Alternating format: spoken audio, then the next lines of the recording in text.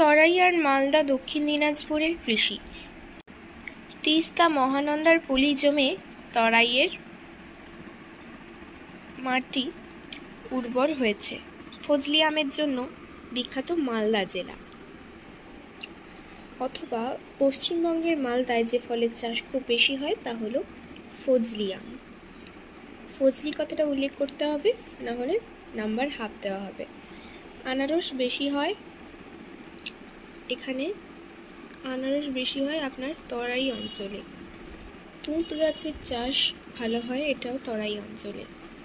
তরাইয়ের একটা বিরাট অঞ্চল পর্বতের পাদদেশে অবস্থিত। দার্জিলিং চায়ের স্বাদ ও গন্ধ দুটোই আলাদা।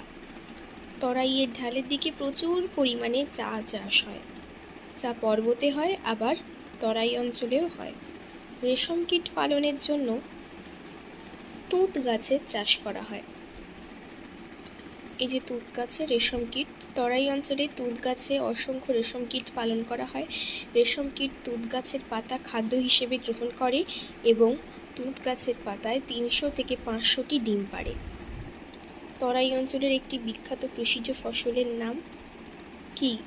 তরাই অঞ্চলের একটি বিখ্যাত কৃষিজ ফসলের নাম হলো চা। এরপরে কোয়েশ্চেন্সে চলে আসবো। তরাই অঞ্চল কাকে বলে? পাহাড়ের পাদদেশে বিস্তীর্ণ সমতল ভূমিকে তরাই অঞ্চল বলে। সেকেন্ডবার পড়ব, পাহাড়ের পাদদেশে বিস্তীর্ণ সমভূমিকেই তরাই অঞ্চল বলে। তরাইয়ের ঢালের দিকে কিসের চাষ হয়? তরাইয়ের ঢালের দিকে চা চাষ হয়। তরাইয়ের কোন কোন ফল খুব বিখ্যাত? তরাইয়ের আনারস ও কলা খুব বিখ্যাত। এই যে আনারস ও কলার ছবি দিয়ে দিয়েছে। কোথাকার চা অনেক দামে নানা দেশে বিক্রি হয়? দার্জিলিংয়ের চা অনেক দামে নানা দেশে বিক্রি হয়। পশ্চিমবঙ্গের কোথায় রেশম কীট পালনের জন্য তুঁত গাছের চাষ করা হয়?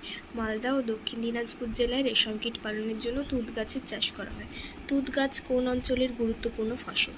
তরাইয়ের অনুর্বর অঞ্চলের গুরুত্বপূর্ণ ফসল হলো তুঁত গাছ। এই যে তুঁত চাষ দেখানো হয়েছে, এগুলো কিন্তু লম্বাটে ধরনের হয়।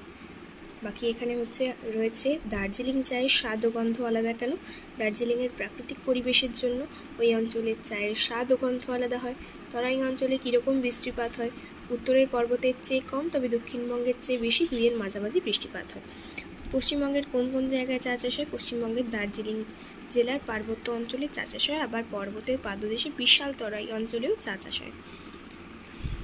তরাই অঞ্চলের মাটি উর্বর কেন? তরাইয়ের বিরাট একটি অংশ পর্বতের পাদদেশে অবস্থিত। তিস্তা মহানন্দা প্রভৃতি পাহাড়ি নদীর পলি জমা হয়ে এই তরাই অঞ্চলের মাটি উর্বর হয়েছে। আর বাকি এই কোশ্চেনগুলো শুধু মুখস্থ করে বুঝে নিলেই হবে, একটু দেখে রাখতে হবে।